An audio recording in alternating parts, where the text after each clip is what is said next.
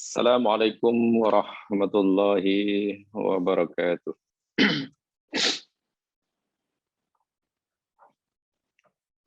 Alhamdulillah wa syukru lillah wa la hawla wa la quwwata illa billah. Asyhadu an la ilaha illallah wahdahu la syarikalah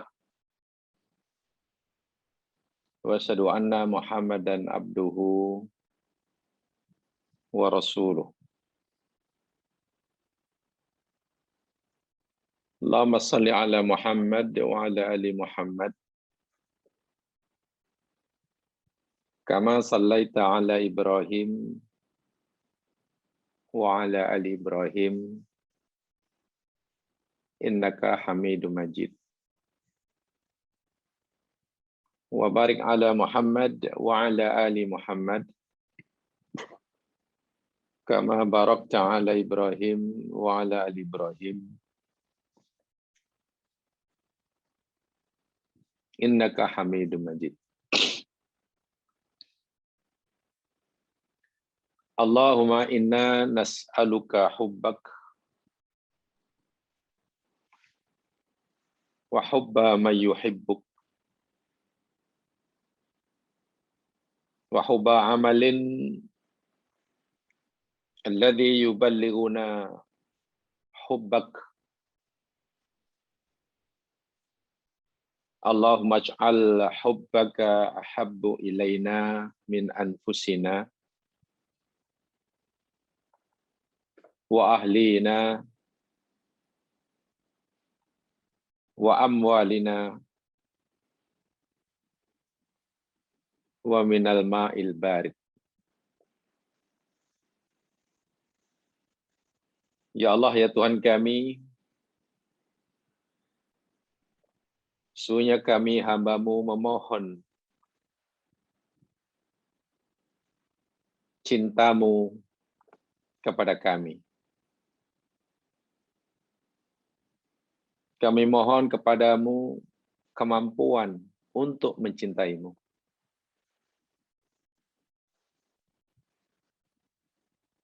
Kami mohon padamu cinta orang yang mencintai-Mu. Beri kami kemampuan untuk mencintai setiap orang yang mencintai-Mu.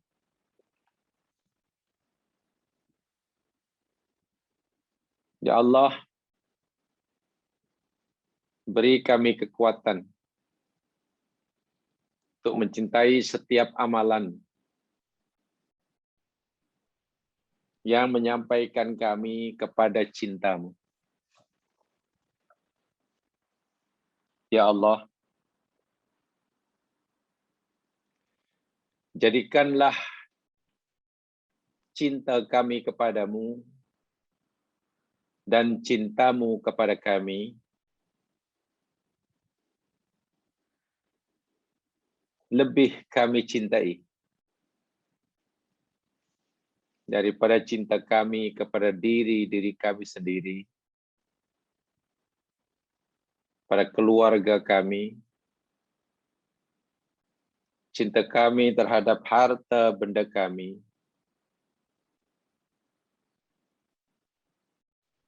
juga lebih daripada cinta kami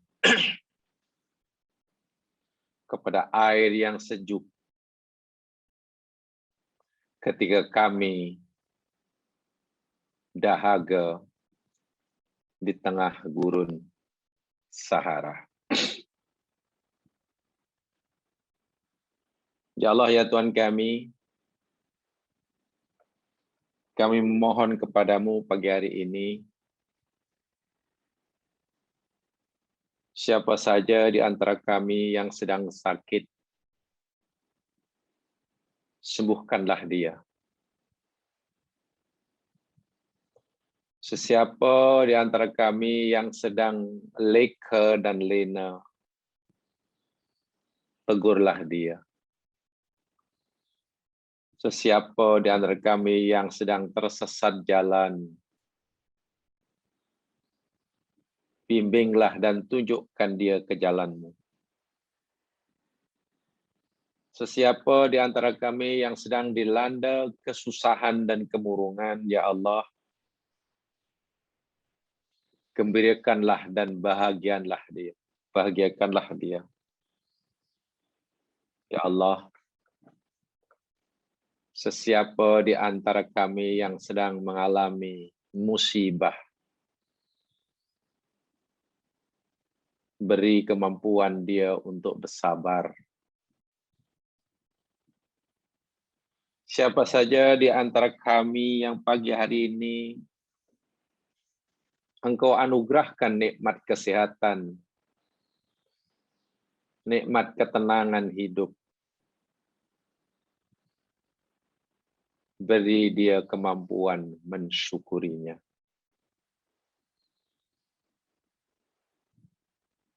Siapa saja di antara kami pagi hari ini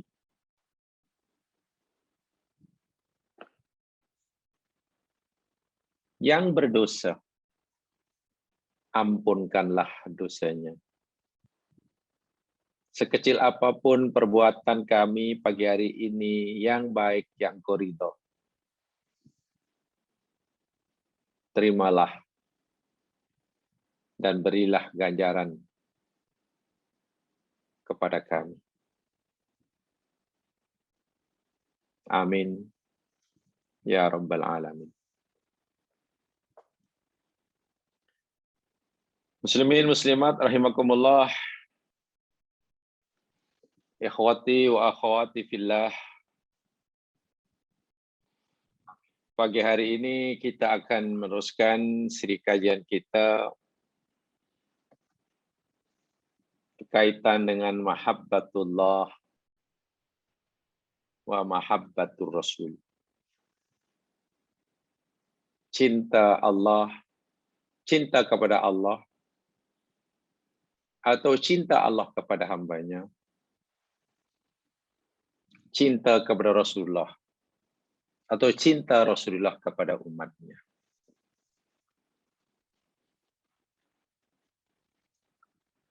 Saya masih bercadang untuk menambahkan penjelasan yang telah kita pelajari sama pada siri lepas berkaitan dengan ayat yang ke-40, surat yang ke-40. Yakni surah Ghafir, ayat yang ke-40. Di mana dua ayat ini, yakni Ghafir 40 dan Al-Ankabut ayat 7, di dalam nota itu diberi tajuk yang sama, bahwasanya ganjaran bagi amalan yang dilakukan oleh seseorang hamba di dunia, sungguh pun amalan itu bolehlah dikatakan sedikit, kecil, ringan, mudah, tetapi kerana cintanya Allah kepada kita, hambanya, Allah gandakan balasannya. Sehingga bolehlah kita ambil kesimpulan, balasan yang berupa ganjaran daripada Allah buat hambanya yang beramal itu sebenarnya bukan menunjukkan keadilan Allah kepada kita, tetapi ianya lebih menunjukkan kasih sayang Allah kepada hambanya. Rahmatnya. Betapa tidak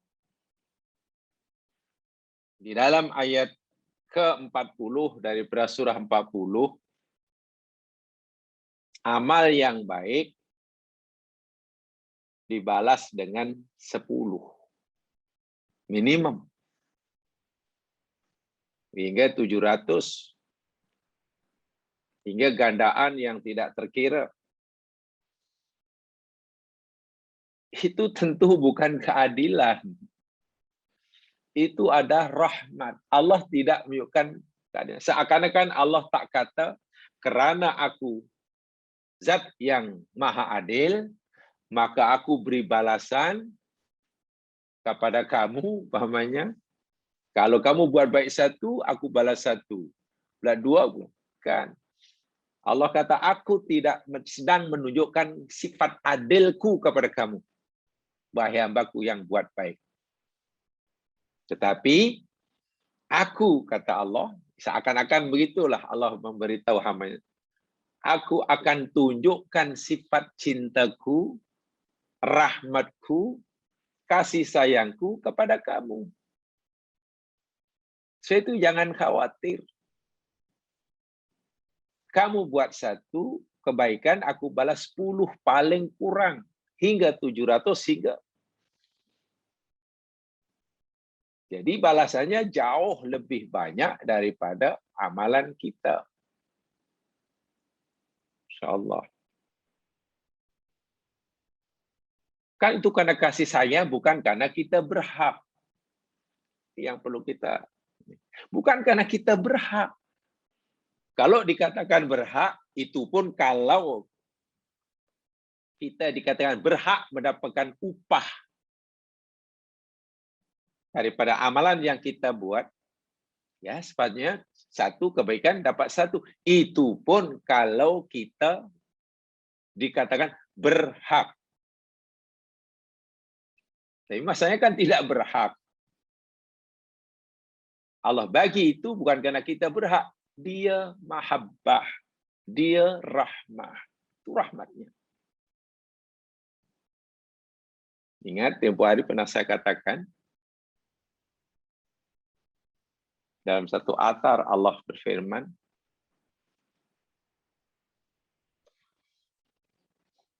laulam akhluk jannatan wala naron,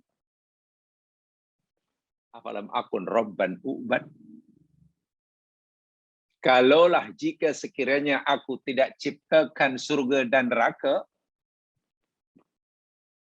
apakah aku tidak layak sebagai Tuhan yang mesti kamu sembah? Coba kalau kita ditanya begitu oleh Allah, apa jawaban kita? Wahai manusia, jika sekiranya aku tak ciptakan surga sebagai balasan kebaikan, jika sekiranya aku tidak ciptakan neraka sebagai balasan kejahatan, adakah aku bukan Tuhan yang layak kamu sembah? Atau adakah kamu tidak menyembah aku? Hanya karena tidak ada balasan kebaikan dan tidak adanya balasan kejahatan? Coba. Mungkin ada yang jawab, oh ya tidak ya Allah. Kami tak akan sembah engkau, lalu buat apa kami sembah engkau? Tidak ada upah. Yang lain, ya iyalah. Buat apa meninggalkan maksiat? Apa takutnya langgar maksiat? Balasan siksa pun tidak ada. Bukan begitu. Seorang hamba sudah tidak fikir itu.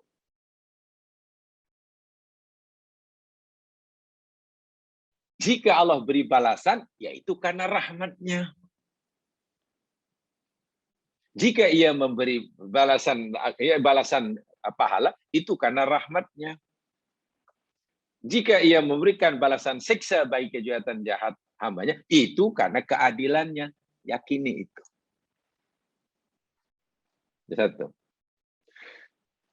Dan mahabbah dalam ayat ini tadi digandakan. Amalan yang sedikit, balasannya berganda-ganda. Ini yang Masya Allah. Apa istilahnya ya? Al-ajrul kabir alal amali yasir. Al-ajrul kabir alal amali yasir. Ganjaran yang besar banyak bagi amalan yang kecil. yang sedikit dan mudah. Dan saya juga telah saya sampaikan hadis Nabi Shallallahu Alaihi Wasallam, hadis yang sangat populer sekali, riwayat Imam Bukhari Muslim daripada Abdullah bin Abbas radhiyallahu anhuma. Telah kita pelajari pada siri yang lepas, bahwasanya Allah menulis, merekodkan kebaikan dan keburukan, kata Rasul. Lalu siapa saja yang berkehendak, punya niat, punya azam nak buat baik, tapi tidak jadi melakukannya, gagal melakukannya, Allah tulis, catat baginya satu kebaikan. Sempurna, Masya Allah. Hasanatan kamilah. Ditulis satu kebaikan dan satu kebaikan digandakan 10. Walhal dia baru berazam, niat, dan akhirnya gagal melakukannya. Itu niat buat baik. Dan jika ia berjaya melakukan niat baiknya itu, wah, ditulis menjadi gandakan jadi 10, jadi 700, jadi. Sebaliknya, siapa yang berazam, punya niat, punya keinginan untuk buat tidak baik, lalu tidak jadi melakukannya, maka kata ba'idau hasanatan kamilatan. Allahu Akbar. Ditulis baginya sebagai satu kebaikan yang sempurna. Niat untuk buat jahat, tapi tak jadi melakukannya, dikira sebagai satu kebaikan yang sempurna. Dan jika keazaman dan keinginan niatnya untuk buat jahat itu berjaya dilakukan, baru itu sayyi'atan wahidatan. Tidak sayyi'atan kamilatan, tapi sayyi'atan wahidatan. Kejahatan satu. Bila tak jadi buat, kebaikan yang sempurna, bukan kebaikan yang satu.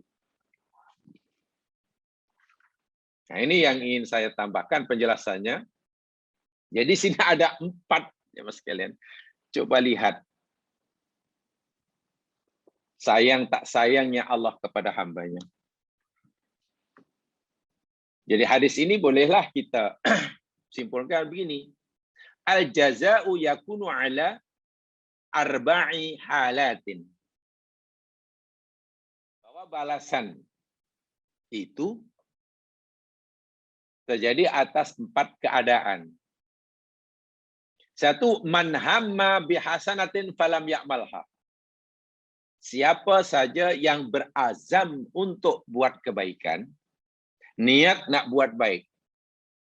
Apa sajalah kebaikan, sama ada kebaikan yang bersifat sosial, kebaikan yang bersifat ritual, apa saja.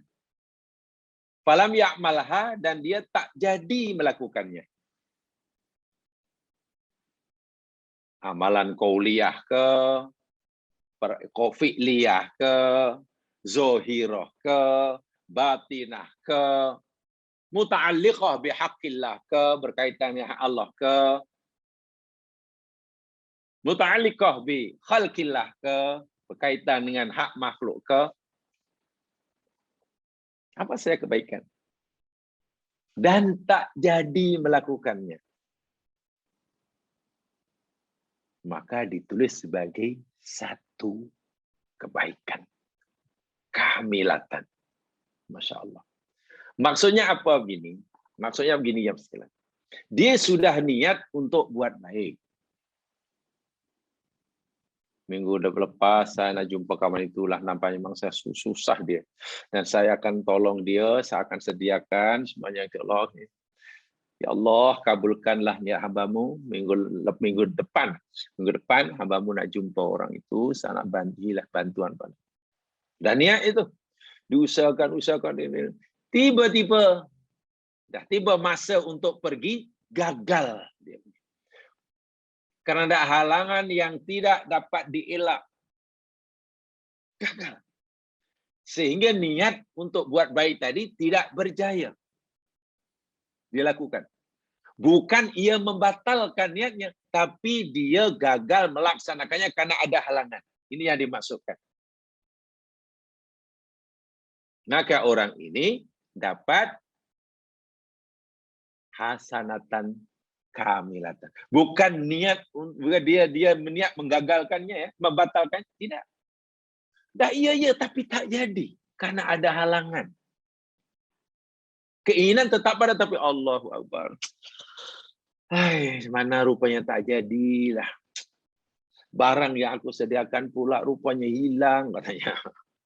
Bayang ni ada ya halangan di luar di luar jangkaannya. Ini maksudnya. Sebaliknya dia bila ia berazam, yang kedua, man hammah bi ahsanatin fa amilaha.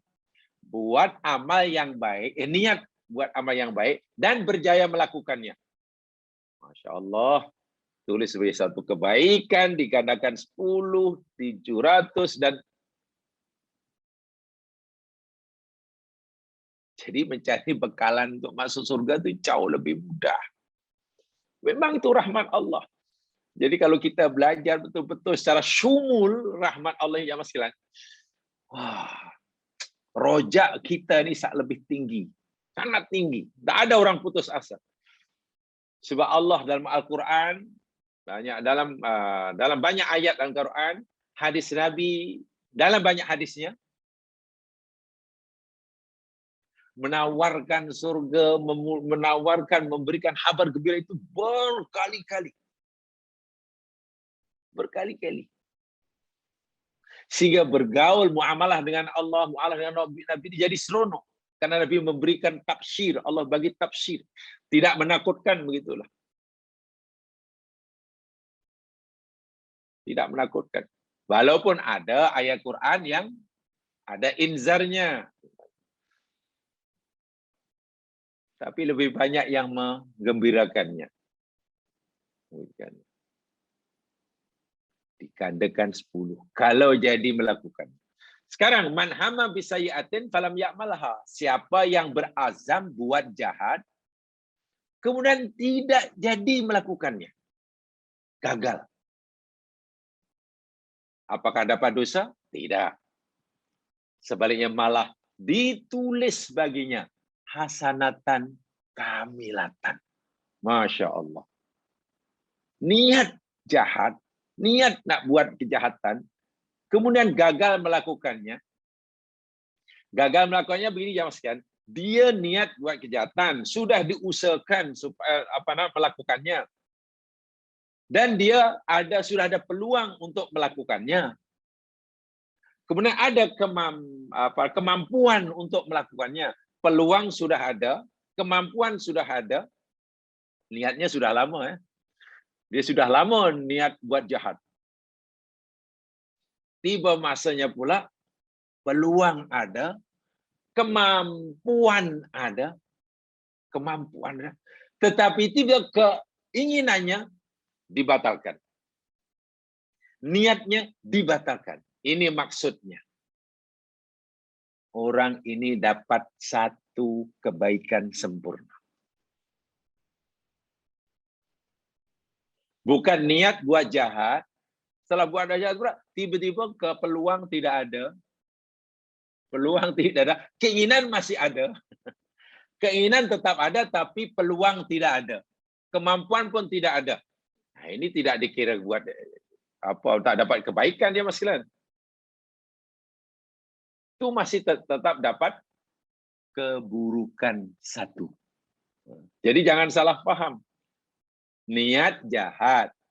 Setelah berusaha untuk melaksanakannya, kemudian hingga punya peluang untuk melakukannya, punya kemampuan untuk melakukannya, tapi dia batalkan niatnya. Batalkan keinginannya. Ini yang dimaksudkan. Siapa yang niat jahat, kemudian tidak melakukannya. Dapat kebaikan yang sempurna.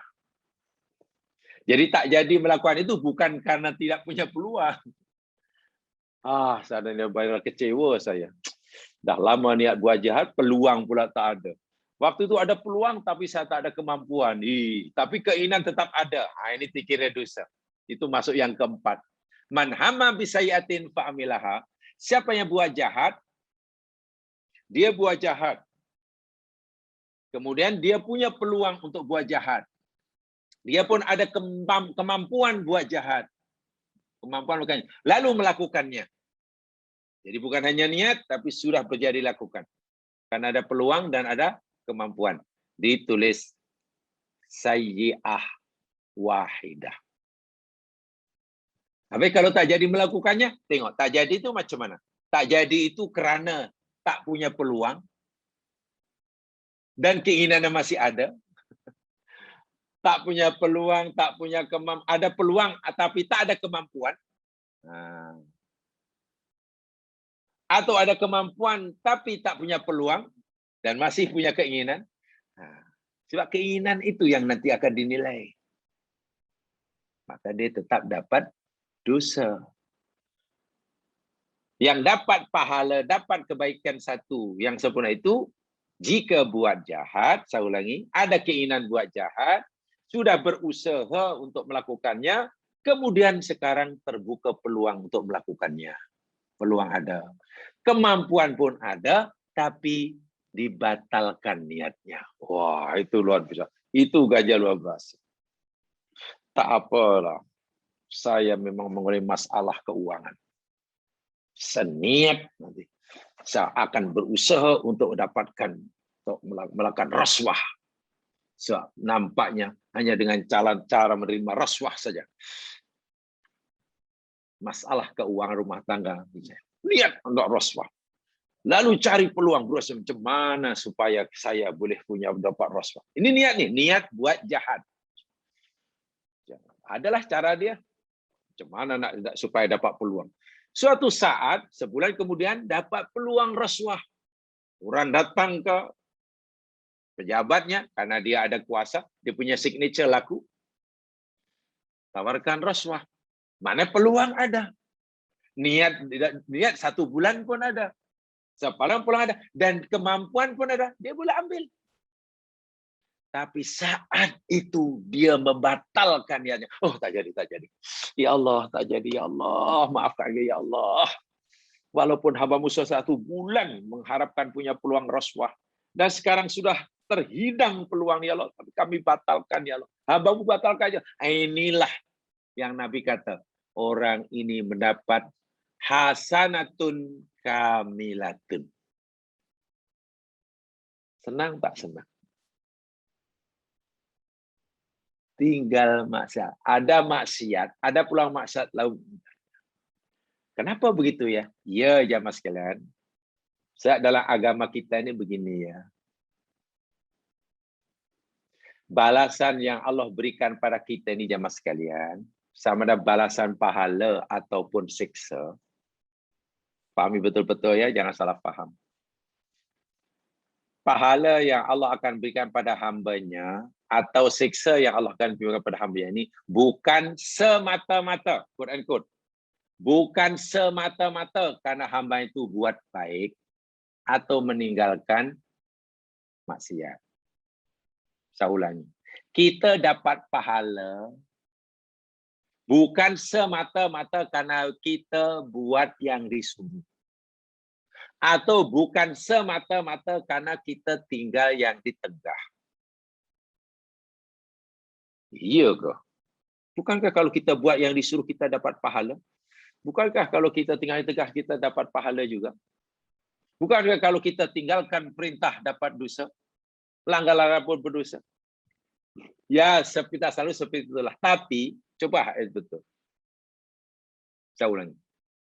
Kita dapat pahala bukan semata-mata kerana melakukan suruhan Allah.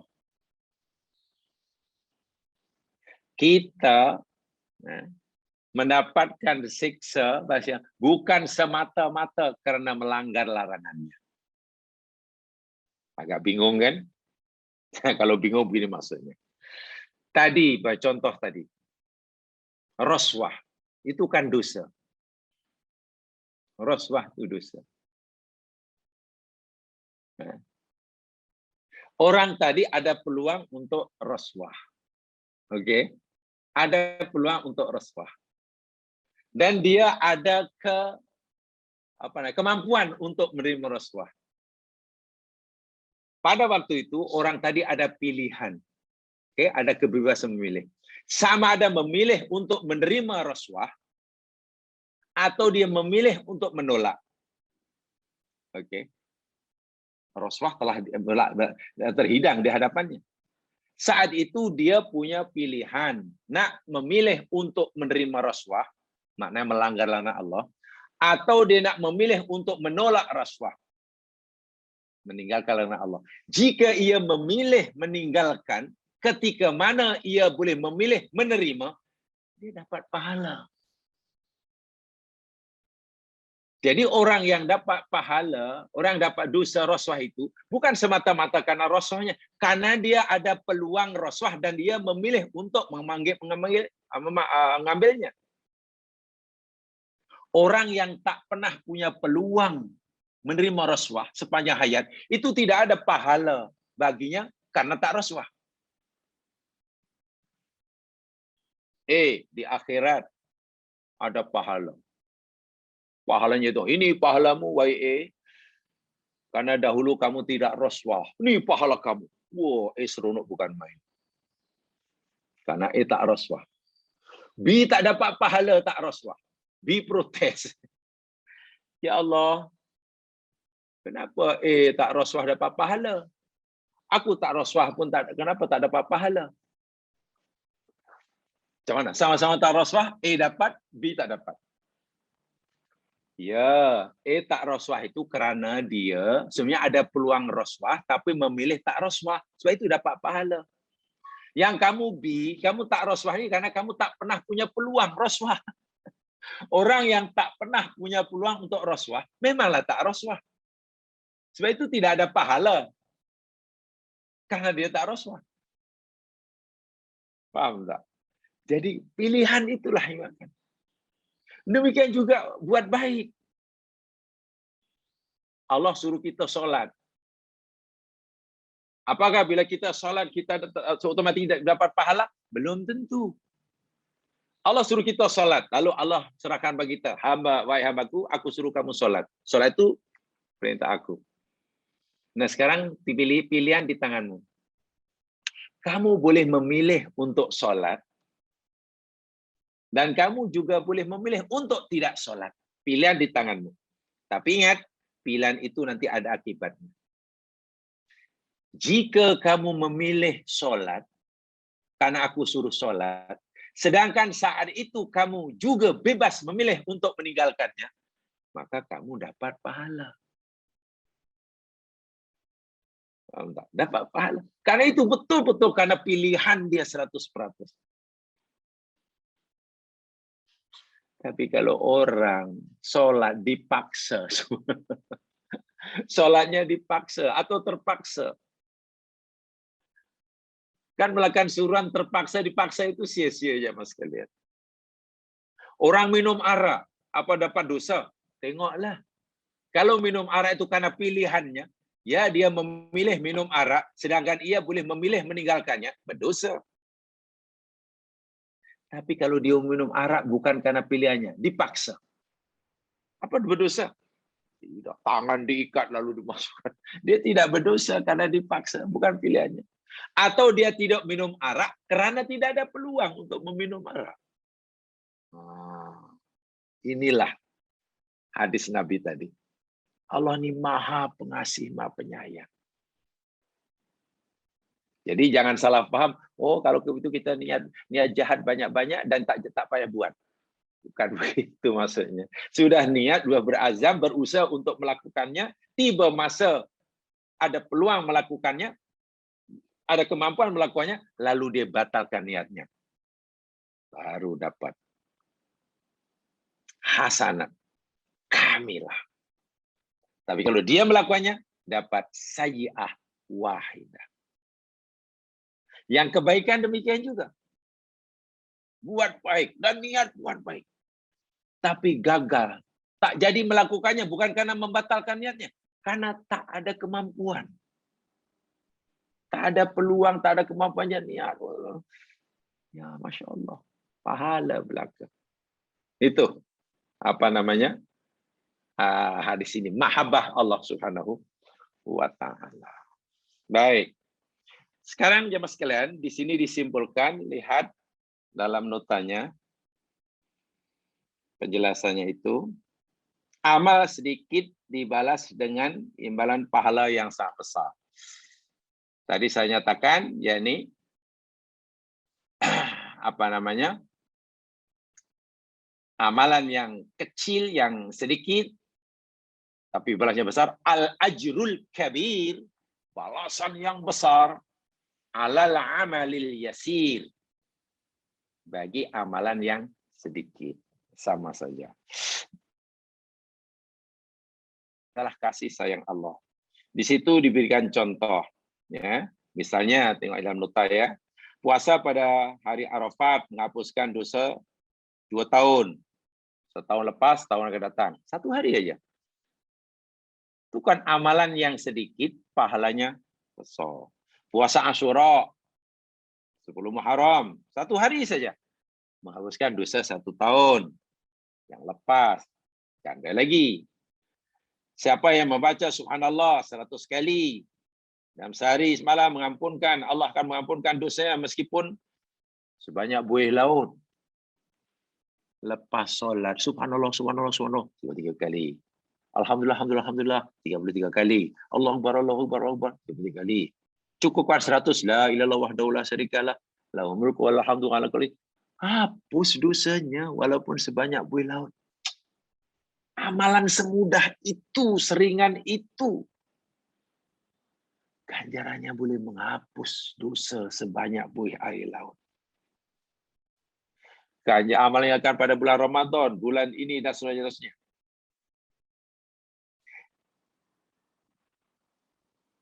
Kemudian Allah berfirman, sesiapa yang mengerjakan satu kebaikan, maka pahalanya digandakan 10 kali ganda. Bahkan aku kata lebihkan daripada itu. Sesiapa mengerjakan satu keburukan, maka balasannya hanyalah setimpal dengannya. Bahkan aku akan mengampuninya. Sesiapa menurunkan kepadaku sejengkal, man taqarraba ilayya sibran. Siapa yang mendekati aku dengan sejengkal saja, maka aku akan dekati dia sehasta. Siapa yang mendekati aku sehasta, aku dekati dia satu depa. Siapa yang mendekati aku dengan berjalan kaki, aku akan dekati dia dengan berlari-lari. Ringkas kata, balasan amal itu digandakan. Begini, jemaah sekalian, penjelasannya. Supaya kita lebih paham, dalam bahasa Arabnya beginilah. Mudha'afatul hasanat kamman wa kaifan wa mudha'afatus sayyiati kaifan la kamman. Jamaah boleh tulis mudha'afatul hasanati kamman wa kaifan. Digandakannya balasan kebaikan. Kan balasan kebaikan digandakan. Digandakannya balasan kebaikan itu sama ada dari segi bilangannya, kuantitinya, dan juga dari segi kualitinya. Jadi dari segi kuantiti digandakan, kualitinya pun digandakan. Sedikit dibalas banyak, 1 dibalas 10. Nah, itu namanya kuantitinya lah, kaman. Dan juga kaifan, kualiti dia. Amalan kita sebenarnya tidak sebaik mana, tapi ganjarannya jauh lebih baik daripada amalan kita. Itu bila kebaikan. Adapun mudha'afatus sayyi'at, digandakannya amalan keburukan. Adakah amalan keburukan pun digandakannya? Iya. Tapi digandakannya amalan keburukan hanya kaifan, bukan kaman. Hanya daripada segi kaifan, daripada segi kualitinya, tingkatannya. mutu dan nilainya, bukan dari segi bilangannya. Dari segi bilangan tetap satu kejahatan dibalas satu. Satu balas satu, dua. Itu dari segi kaman, kuantitinya. Tapi dari segi kualitinya, dengan nilai dia digandakan. Itu keburukan. Yang kebaikan, bilangannya pun, kuantitinya pun digandakan, kualitinya pun digandakan. Bagaimana ia berlaku? Begini. Allah Subhanahu wa taala, ini karena kasih sayang Allah ya. Karena kasih sayang Allah. Ya contohnya lah di dalam nota tadi yang dibacakan tadi. Saya bacakanlah kata penjelasannya begini. As-sayyi'atu la tadha'af. As-sayyi'atu la tadha'af la fi syahri Rajab wala fi ghairihi minal ashhur. Kejahatan itu tidak digandakan bilangannya dari segi balasannya. Sama ada dilakukan pada bulan apa sekalipun. Syawal ke, Ramadan ke, Dzulqa'dah ke, Dzulhijjah ke, Safar ke, Rajab ke. Perbuatan jahat tidak digandakan bilangannya. Maksudnya, kalau buat satu kejahatan, dibalas satu juga kejahatan. 2, 3. Wa innama tu'adzamus sayyi'at fil ashuril hurum wa fil biladil haram. Hanya saja kejahatan itu akan dibesarkan, digandakan nilai dia bila dilakukan pada bulan-bulan tertentu atau tempat-tempat tertentu. Contoh, orang buat kejahatan pada bulan Safar. Berapa banyak kejahatan yang lakukan? 1. Balasannya berapa? 1. Kan tidak digandakan. 1 balas 1. Nilainya sama. Kalau katalah ditimbang, kejahatan yang dilakukan pada bulan Safar, katalah timbangannya 5 kg. Balasannya pun 5 kg. Begitulah. 1 kejahatan, balas 5 kg, 5 kg. Tetapi, bila kejahatan itu dilakukan pada bulan-bulan haram. Bulan-bulan haram.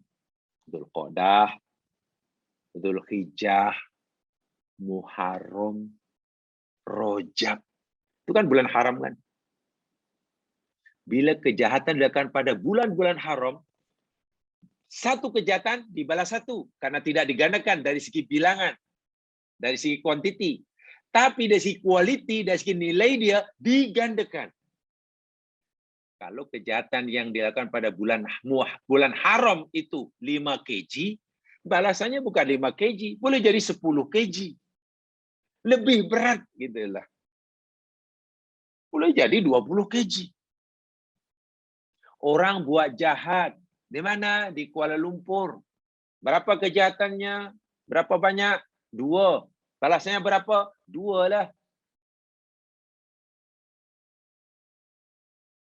Habis timbangannya, ya tengoklah. Kalau kejahatannya 10 kg, balasnya 10 kg lah. Oh. Bagi kejahatan yang sama dilakukan di Kuala Lumpur, jika dilakukan di tanah haram. Di tanah haram. Makkah Al-Mukarramah. Balasannya berapa? 1. Karena kejahatan yang dibuat 1. Habis timbangannya? Timbangannya digandakan. Digandakan. Kejahatannya dibuat berapa? 5 kg. Oh, balasannya mungkin jadi 10. Mungkin jadi 15. Faham ya? Ini kalau kejahatan. Berbeza dengan kebaikan. Bila kebaikan, ya mas sekalian, bukan hanya digandakan nilai dia, kualiti dia, tapi juga kuantiti dia. Allahu Akbar. Buat kebaikan di mana awak buat baik? Oh, di Kuala Lumpur. Berapa kebaikan yang awak lakukan kerana Allah? 1.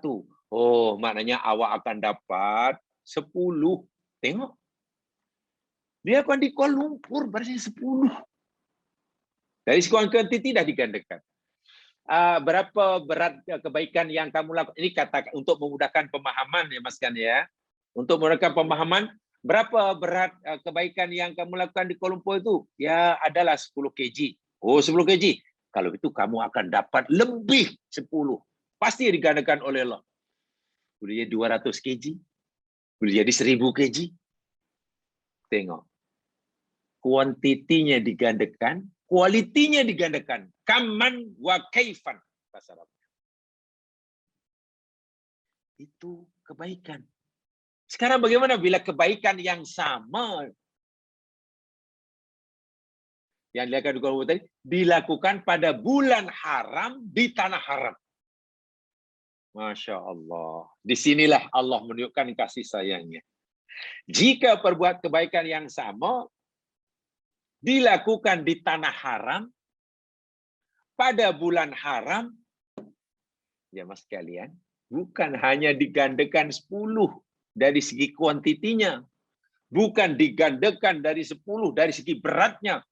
Ya, gandaan yang Allah kata bi ghairi hisab itulah. Dan ini kemurahan Allah, ini kasih sayang Allah. Buat jahat 1 di Kuala Lumpur, balasannya 1. Timbangannya sama 5 kg 5 kg. Kalau dibuat di bulan haram, tanah haram, barulah digandakan timbangannya. Tidak digandakan bilangannya. Tapi kebaikan dilakukan di mana sahaja, pasti digandakan bilangannya. Lebih-lebih lagi, jika dilakukan di tempat yang mulia, bulan yang mulia, masa yang mulia. Maka akan diganda-gandakan. Bukan hanya dari segi nilai, quality, quantity, bilangan, dan sebagainya. Orang puasa bulan Safar umpamanya. Ya, ada dia puasa, tahu bulan Safar dia puasa. Ini saya sunat puasa lah. Dia puasa. Dapatlah kebaikan. Berapa kebaikannya? 10 kata Allah. 10. Sebab Allah menunjukkan kasih sayang kepada yang buat baik. 10. Tapi puasa yang sama bermula pada terbit fajar hingga terbenam matahari dilakukan pada 9 Dzulhijjah, bukan bulan Safar ya. 9 Dzulhijjah. Masya Allah. Bukan hanya digandakan 10. 1 hari boleh menghapuskan dosa 2 tahun.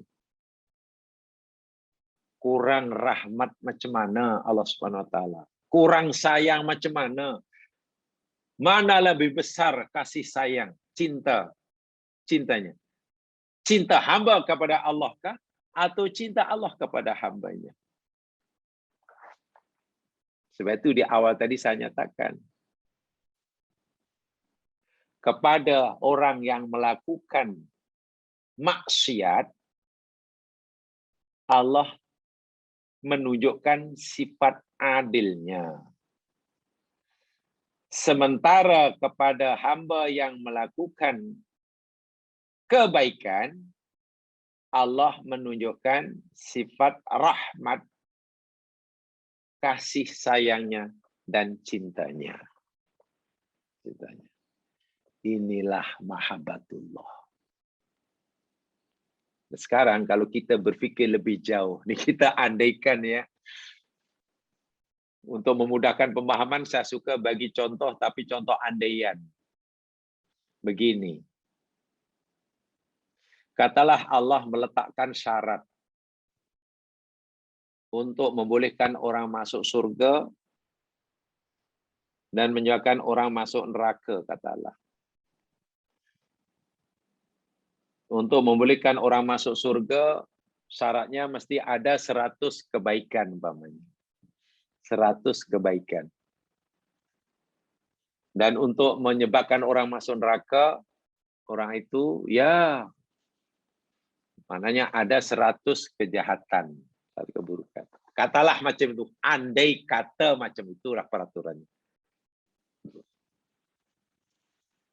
Mana yang lebih senang? Masuk surga, nak masuk surga atau masuk neraka? Masuk surga jauh lebih mudah daripada masuk neraka. Pasal apa? Nak masuk neraka perlu dosa, maksiat, keburukan 100. Maknanya orang tu kena melakukan 100 kali. Kan 1 dibalas 1. Karena 100 kali. Lebih penat. Berpeluh-peluh. Makan masa. Gunakan tenaga lebih. Sementara untuk masuk surga, karena hanya perlukan 100 kebaikan, orang tidak perlu buat 100 kali. Kan hanya perlu 10 kali saja. Kan 1 digandakan 10, itu kalau digandakan 10. Bagaimana jika digandakan 700? Masya Allah, untuk dapat 100 kebaikan, buat kebaikan sekali pun dah terlebih. Inilah maksud firman Allah Subhanahu wa taala, wasiat rahmati kulla syai'. Rahmatku mengatasi, meliputi segala sesuatu. Inilah maksud hadis Nabi dan hadis qudsi. Inna ghalabat rahmati ala ghadabi. Kasih sayangku mengalahkan kemurkaanku. Yang boleh kita fahami, pintu surgaku ni aku buka luas-luas, lebar-lebar. Jalannya aku lapangkan seluas-luasnya. Mudah sebenarnya. Sedangkan pintu neraka aku tutup selama-lamanya. Jalan yang aku susah-susahkan. Jadi, jika sekiranya ada orang di akhirat masuk neraka, ya tak tahulah macam mana hendak setakat mana tingkat kejahatan orang ini. Kalau di akhirat akan masuk neraka. Susah kita nak membayangkan setinggi apa tingkat kejahatannya sehingga orang masuk neraka. Kenapa begitu? Karena pintu neraka sentiasa tertutup. Jalan ke neraka itu susah, dipersusah. Nak masuk neraka katalah perlu 100 kejahatan, dia kena buat 100 kali. Kalau masuk neraka juga pintunya ditutup, baru terbuka bila orang yang nak masuk dah sampai. Ya, mana itu manggian sangat masuk neraka lah. Kalau ada orang tak masuk surga, ya tak tahulah macam mana nak gelar. Bagaimana nak panggil orang ini? Dimudahkan caranya, dimudahkan syaratnya. Ibaratnya nak masuk universiti katalah. Syaratnya ketat sungguh. Karena universiti ini hebat. Nak masuk ni,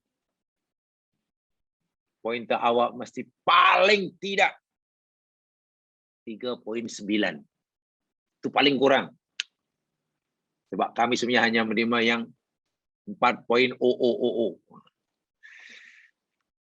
4.0 yang kami terima. 3.7, 8.9 pun kita sebenarnya tak, ya, tapi bolehlah. Ya, tak ada peluang ya, 3.5, 3.7 tak ada peluang lah. Syaratnya begitu ketat. Kalaulah ada pelajar berjaya juga, maknanya pelajar yang betul bersungguh-sungguh nak masuk universiti. Sementara ada universiti lain, tak apa. Pintu universiti kami terbuka. Syaratnya mudah. Ada sijil, ada sijil pun kami terima, tak ada pun kami terima. Yang nak bayar pun kami terima, yang tak mampu bayar pun kamu terima. Kalaulah tak berjaya masuk, tak tahulah. Kalau ada sekolah menawarkan begitu, sila datang keluarga belajar tempat kami.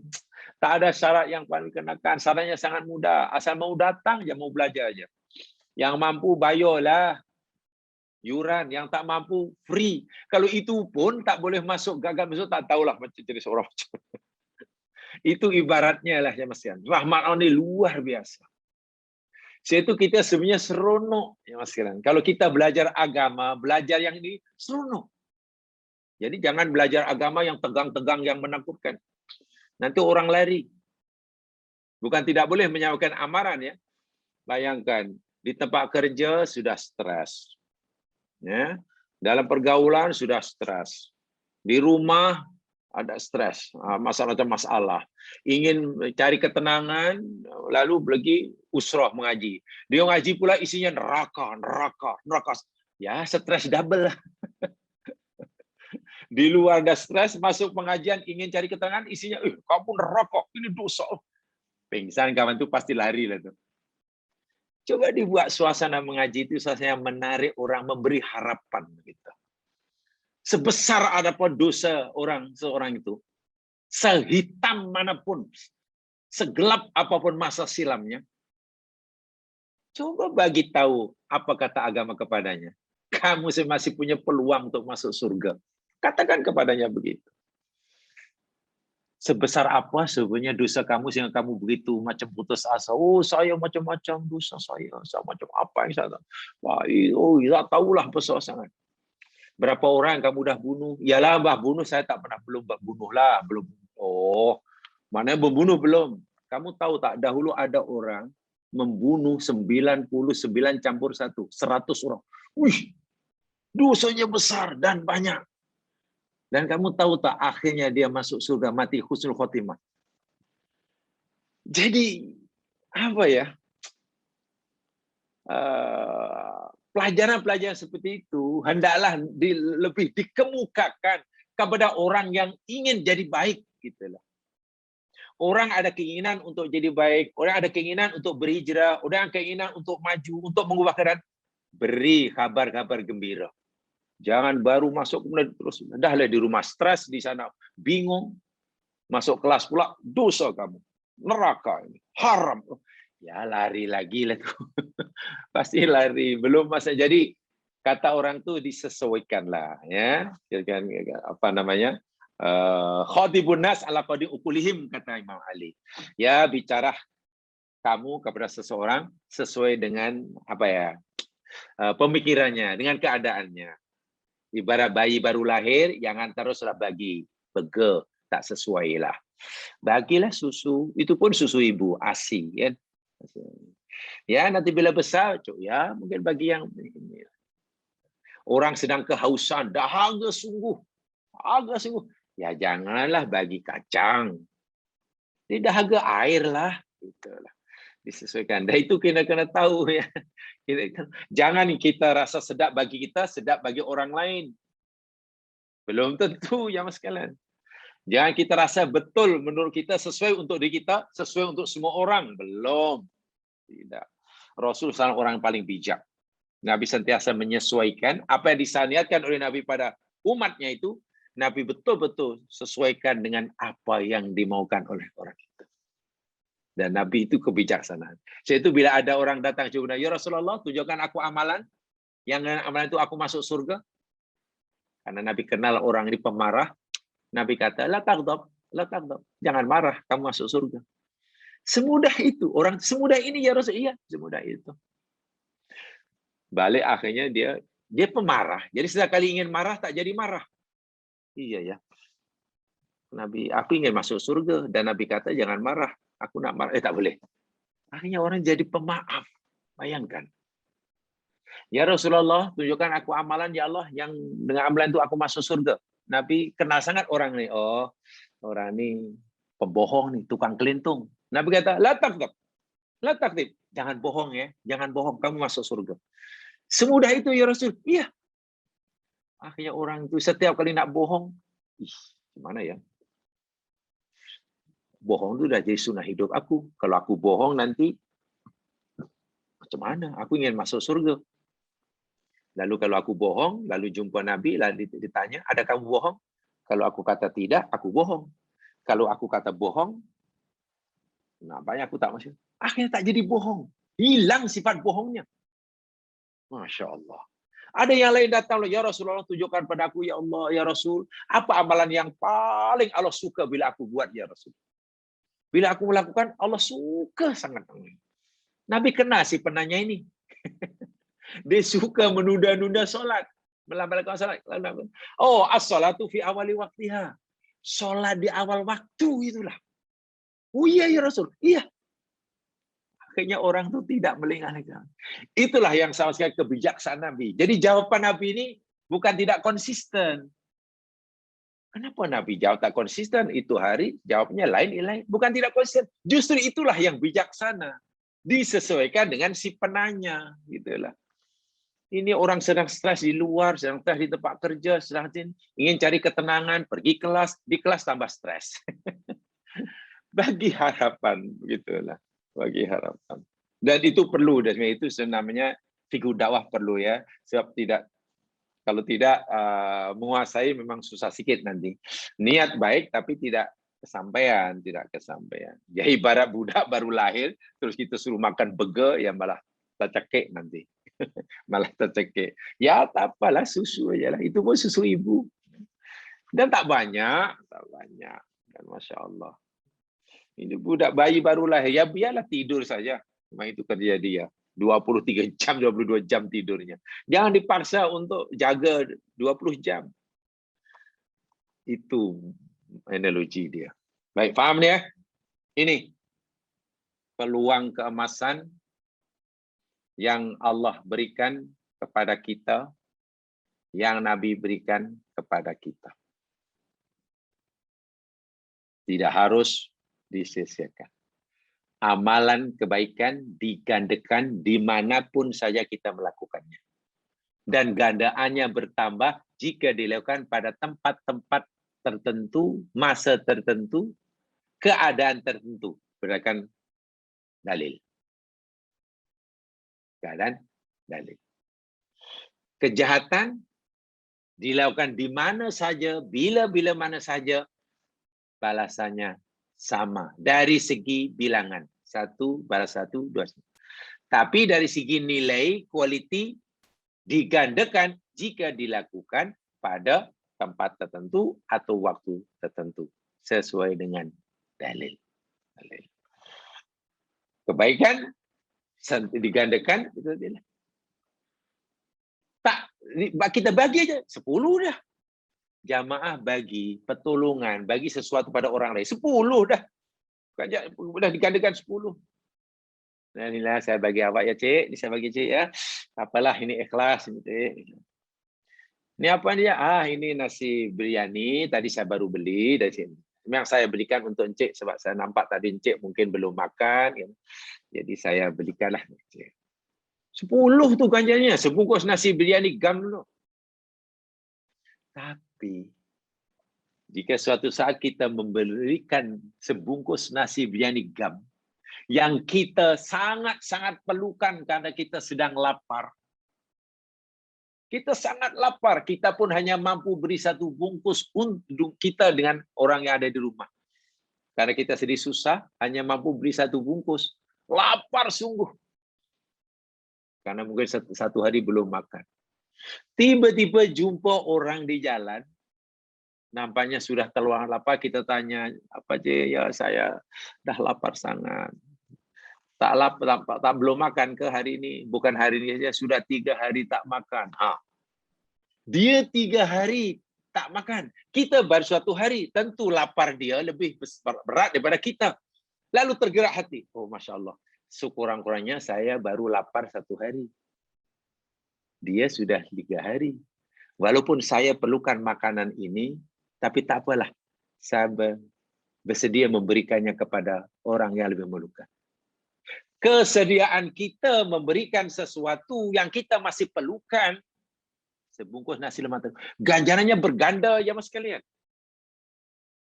Lebih besar, lebih banyak daripada sebungkus nasi yang sama yang kita berikan minggu lepas, bulan lepas, yang masa memberikan itu kita sudah kenyang.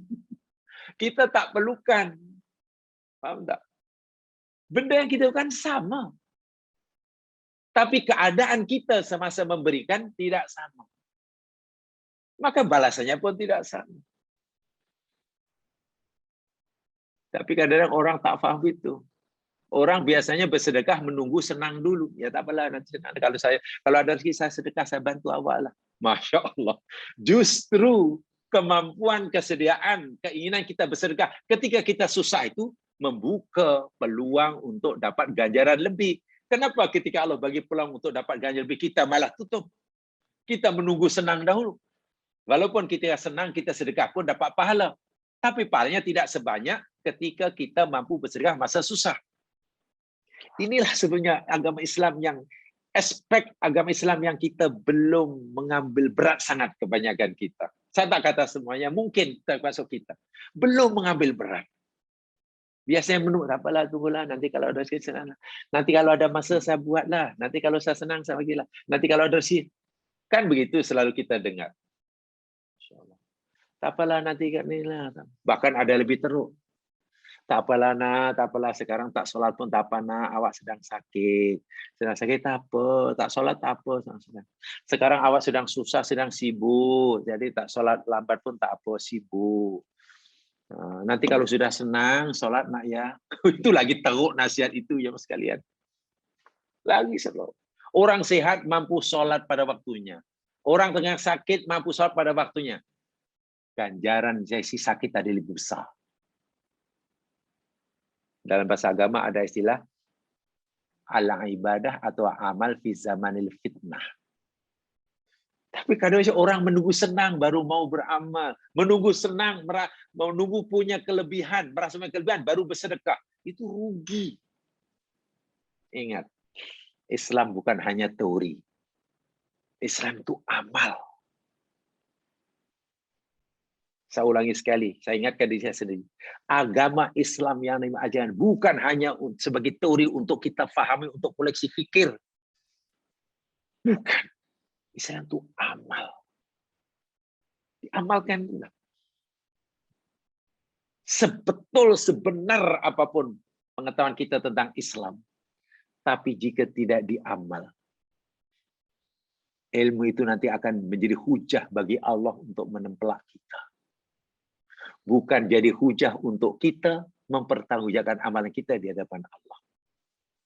Ingat itu. Ilmu boleh jadi hujjatun lillah dan boleh jadi ilmu itu menjadi hujjatun alaina. Menjadi hujah atas kita atau menjadi hujah bagi kita. Bagi kita. Nah, ini aspek Islam dan Sunni ini yang mari kita tingkatkan. Mari tingkatkan. Apalagi firman Allah, hadis Nabi yang seperti itu.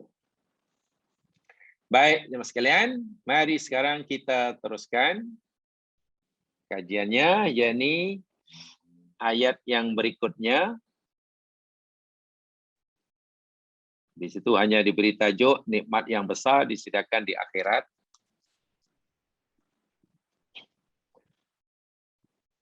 Ayat yang ketiga, muka surat 13.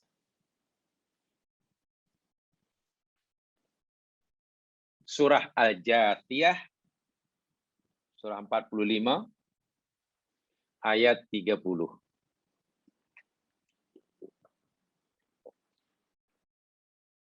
Ada ya?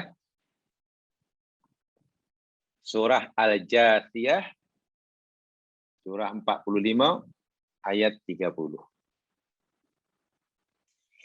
Ya, tolong minta kerjasama. Ada di antara jamaah mungkin ingin membacakan. Silakan.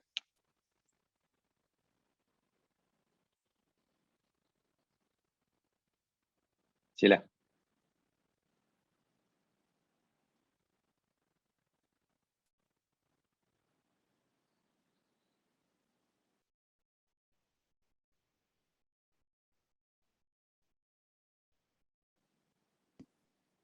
Saya baca Ustaz. Sila. A'udzubillahi minasyaitonirrajim. Wa ammal ladzina amanu wa 'amilus shalihat fayudkhiluhum rabbuhum fi rahmatih. Dzalika huwal fawzul mubin. Masyaallah, tabarakallah. Fa'ammal ladzina amanu, maka adapun orang-orang yang beriman. Satu. Tak cukup, tapi kena wa'amilus sholihati, dan mereka telah beramal soleh. fayudkhiluhum, maka dia akan memasukkan akan mereka rabbuhum, oleh Tuhan mereka, dimasukkan di mana? Fi rahmatihi, di dalam rahmatnya. Masya Allah. Bukan hanya dapat rahmatnya, masuk di dalam rahmat. Seorang itu dikelilingi. Ibarat rahmat itu satu ruangan, ia berada di dalam ruangan yang bernama rahmat. Ada kesusahan? Tidak ada. Dia diliputi rahmat. Kasih sayang Allah. Dzalika, itulah huwa, dia masuk dalam rahmat Allah, itulah al-fauz, kejayaan, al-mubin, yang nyata. Yang nyata. Ya, untuk mengambil berkat ilmu ulama-ulama tafsir jamaah sekalian, saya ingin sampaikan ya, pertama apa yang disebutkan oleh ulama tokoh Imam Mufassirin Abu Ja'far At-Tabari. Imam At-Tabari.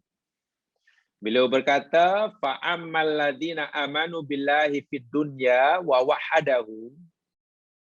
Adapun orang-orang yang beriman kepada Allah di dunia dengan mengisakannya, walam yusyriku bihi syai'a, dan mereka tidak menyekutukan Allah dengan sedikit pun, barang sedikit pun, wa amilus solihat, dan mereka beramal soleh, ay amilu bima amarahumullahu bih, mereka melakukan apa yang Allah perintahkan kepada mereka, wantahu amma nahahumullahu anhu, dan mereka meninggalkan apa yang Allah larang, orang-orang ini akan dimasukkan dalam rahmatnya. At-Tabari memahami, ya sederhana itu, karena memang ayat ini tidak susah untuk difahami. Yang tersurat, itu yang tersirat, yang tersurat itulah. Ibnu Katsir kata, ay amanat qulubuhum wa amilat jawarihuhum. Maksudnya, yakni orang-orang yang hatinya beriman, anggota tubuhnya membenarkan apa yang dihakimi hati, melakukan. Sehingga apa yang dilakukan, yang diamalkan oleh anggota badan, sama, selari dengan apa yang diyakini dalam hati. Jadi perbuatannya itu terjemahan nyata daripada apa yang diyakini dalam hati. Itu iman dan amal soleh. Kata Imam Ibnu Katsir. Sehingga yang di dalam sama dengan yang dizahirkan. Yang dizahirkan. Kalau yang di dalam itu meyakini itu benda yang benar, maka anggota tubuhnya melakukannya. Kalau dalam hatinya meyakini itu benda yang salah, maka zahirnya, jawarih, anggota tubuhnya pun meninggalkannya. Wahia al-khalisah, orang itu orang yang sangat ikhlas, itu kerja hati, al-muwafiqah li syar'i, dan amalnya menepati syara. Nah, dua itu. Yang berkaitan dengan hati ikhlas lillahi ta'ala, yang dilakukan oleh anggota tubuhnya menepati kehendak syara. Bila dua ini menyatu dalam diri seseorang, kata Imam Ibnu Katsir, Allah Tuhan mereka akan memasukkannya dalam rahmatnya. Ya, surganya, karena surga itu tempat rahmat Allah. Dan itulah kejayaan yang nyata. Yang nyata. Jamaah sekalian, di dalam Al-Quran, ini sebagai pengetahuan saya, ini pengetahuan, ini ya maklumat namanya. Ini maklumat. Di dalam Al-Quran 30 juzuk, kalimat alladzina amanu yang dirangkaikan dan wa'amlus solihat, atau kalimat firman Allah yang berbunyi fa'ammal ladzina amanu wa 'amilus sholihat. kalimat yang berbunyi seperti itu dalam Quran diulang-ulang sebanyak 3 kali. Okey, 3 kali. Dan ganjaran yang Allah sebutkan pun, berbeza. Beragam maknanya. Ayat yang sedang kita beri surah Al-Jathiyah ayat 30. Ini contohnya. Dan adapun orang-orang yang beriman dan mereka beramal soleh, Tuhan mereka akan masukkan di dalam rahmat-Nya. Itulah kejayaan yang nyata. Itu nomor 1. Nomor 2 dalam surah Ar-Rum ayat 15. Surah Ar-Rum ayat 15. Jamaah boleh rujuk sana.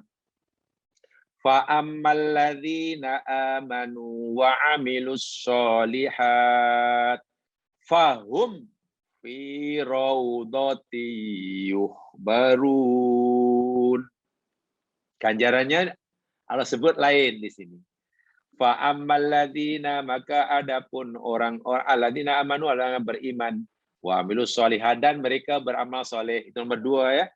Fahum, maka mereka itu fi raudhah, di dalam taman. Masya Allah. Di dalam taman. Yuhbarun, mereka diraikan, dihibur. Yuhbarun ini mungkin dah jadi bahasa Melayu ya. Yuhbar, dihibur. Tapi bahasa Arab pakai hak. Dihibur, ya diraikan lah. Diraikan, diraikan. Di raudhah. Jadi kalau surah Al-Jasiyah itu tempatnya yang sangat luas, namanya surga penuh dengan rahmat. Di sana ada tempat khas, raudhah. Wah, dari lebih spesial lagi. Lebih spesial lagi. Itu yang kedua. Yang ketiga, fa'amal ladzina amanu sholihat ini ada dalam surah An-Nisa 173. Coba lihat. An-Nisa 173.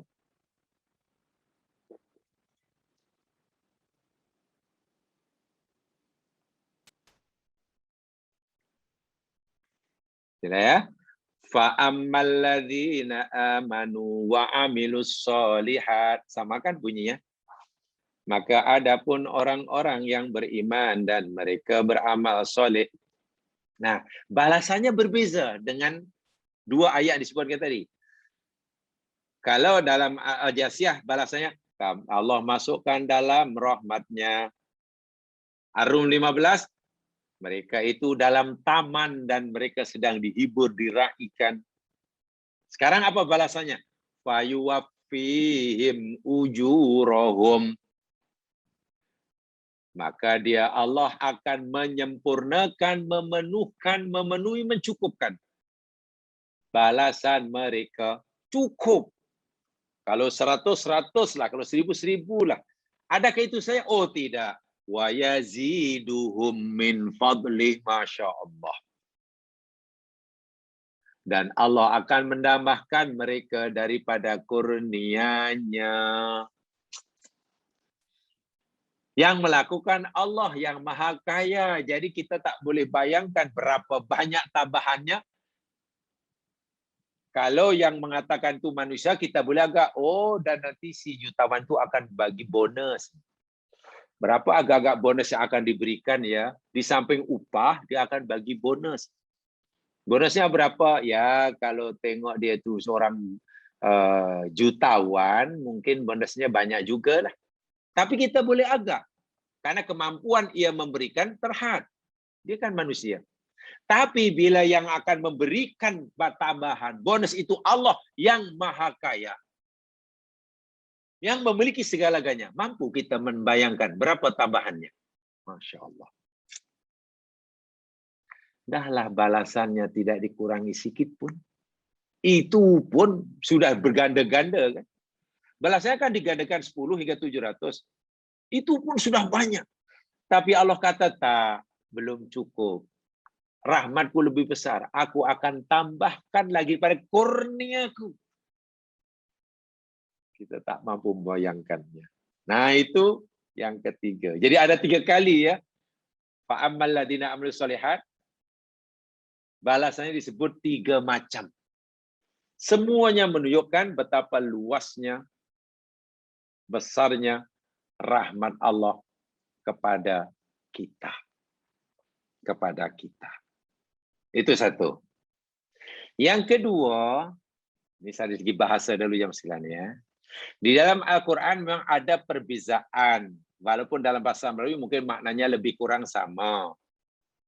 Antara al-falah, orangnya dipanggil muflihun, muflihun. Dengan al-fauz, orangnya dipanggil dipanggil faizun, faizin. Fauz, kejayaan. Falah, kejayaan. Muflihun, ulaika ala hudam mir rabbihim wa ulaika humul muflihun. Orang yang berjaya juga. Humul faizun, orang yang berjaya juga. Tapi penggunaannya ada perbezaan antara fauzun dan falahun. Muflihun dan faizun. Dan faizun. Jamaah sekalian, ada ulama bahasa Al-Quran ya, memahami bahwasanya al-falah itu al-fauz wan najat wal baqa fin na'imi wal khair. Falah itu ialah satu kejayaan, keselamatan, kekal di dalam kebaikan dan nikmat. Itu falah. Falah merujuk kepada satu kejayaan, keberuntungan, kekekalan, kekal di dalam kebaikan dan nikmat. Itu satu. Berkaitan dengan berlaku di dunia maupun di akhirat. Jadi jika dalam seruan azan ada kalimat hayya 'alal falah, mari kita mencari kejayaan itu bukan hanya kejayaan akhirat, tapi kejayaan dunia juga, dunia akhirat. Ulaika humul muflihun, orang-orang itu orang berjaya dunia akhirat. Apakah masalah kejayaan itu? Kejayaan dan keberuntungan kekal di dalam kebaikan dan kenikmatan. Itu falah. Sementara al-fauz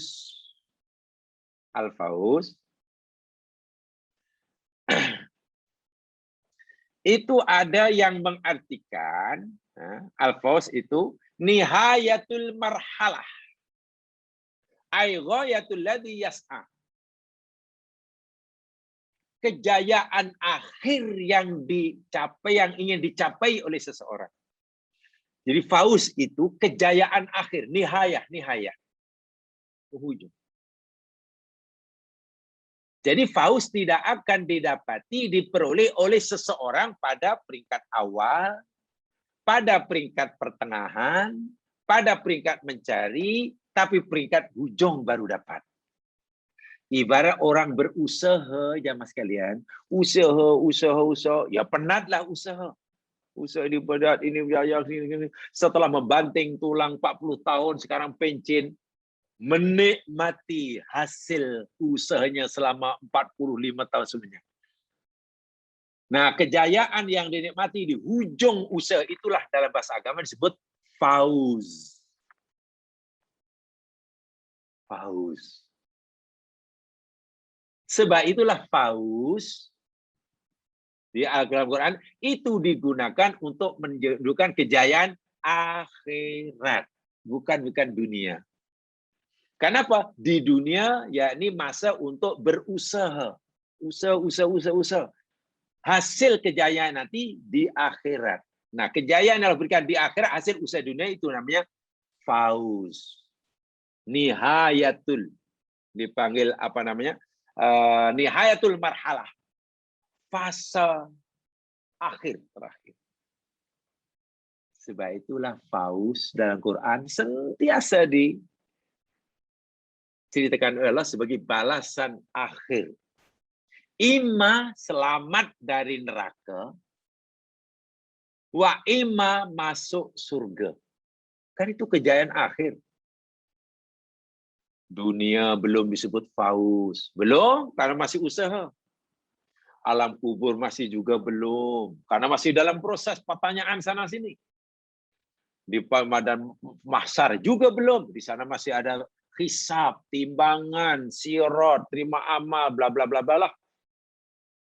Setelah diputuskan, sekarang iya. Kamu hambaku, kami putuskan bebas merdeka dari neraka. Itulah fauz. Dan karena kamu sudah dinyatakan merdeka dari neraka, dengan rahmat aku, kamu masuk surga. Itulah fauz. Jadi kalimat fauzun kalau jamaah cari dalam Al-Quran, kecuali satu aja fauz dalam pengertian seperti yang difahami oleh orang munafik, itu dapat harta banyak lah. Satu aja perkataan fauz dalam Al-Quran yang menurut pahaman munafik dapat kejayaan dunia. Tapi fauz menurut Al-Quran, semuanya ini kejayaan di akhirat, terbebasnya orang daripada neraka, dan dimasukkannya orang daripada surga. Itu fauz. Sementara falah itu lebih besar, lebih umum, lebih mencakup. Karena ia merangkumi kejayaan, keberuntungan dunia, dan juga akhirat. Tidak perlu menunggu di penghujung usahanya. Jadi kalau orang sedang berpenat-penat, berpeluh-peluh di dunia, menjalankan perintah Allah, susah payah, meninggalkan larangan Allah, dia sebenarnya sudah falah. Sudah falah, tapi belum fauz. Paham ya? Sebab fauz nanti diberikan nanti. Dia sudah falah. Jadi kita tak boleh kata, rugi awak. Tengok, pasal awak terlalu lurus bendul itulah sekarang awak niaga rugi. Karena awak terlalu sikit-sikit solat, Jadi banyak masa. Sepatutnya awak jumpa klien, peluang untuk dapatkan proyek besar, awak pula tinggal solat. Habislah kawan itu malam menunggu, tinggal. Kan sudah terlepas peluang, rugi. Itu kata kita.